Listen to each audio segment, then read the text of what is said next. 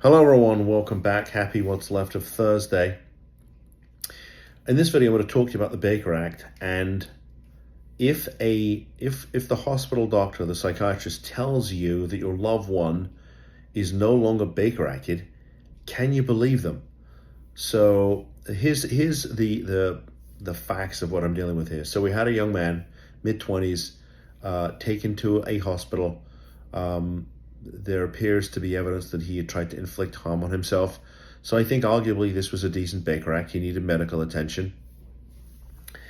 And a bunch of days went by.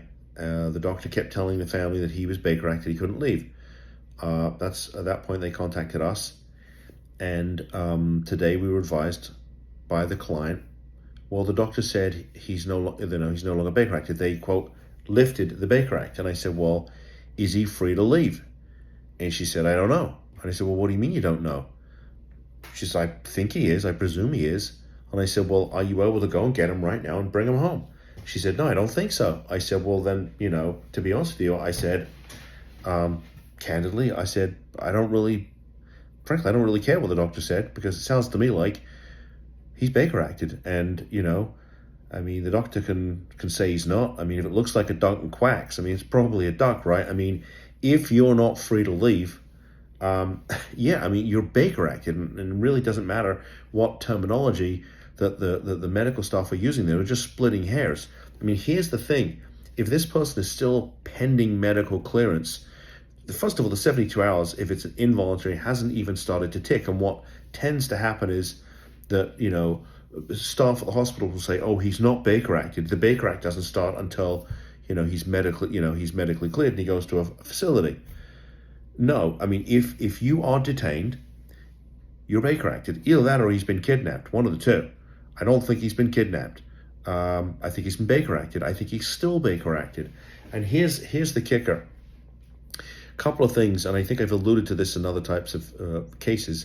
Number one, he's got health insurance. And hospitals, the Baker Act people just love insurance.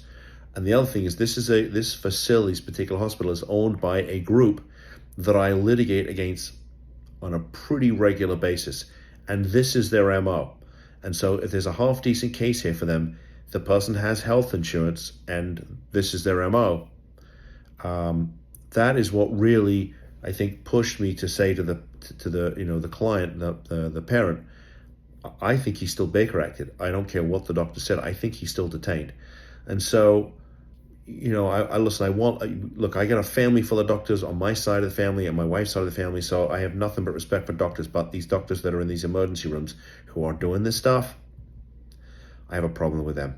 I really do, and I think you know that. So if the doctor or anybody else tells you they're not Baker Acted because it's been lifted and you can't take your loved one by the hand and walk them out, they're Baker Acted. They're Baker Acted. So, want to share that with you. See you in the next video. Bye-bye.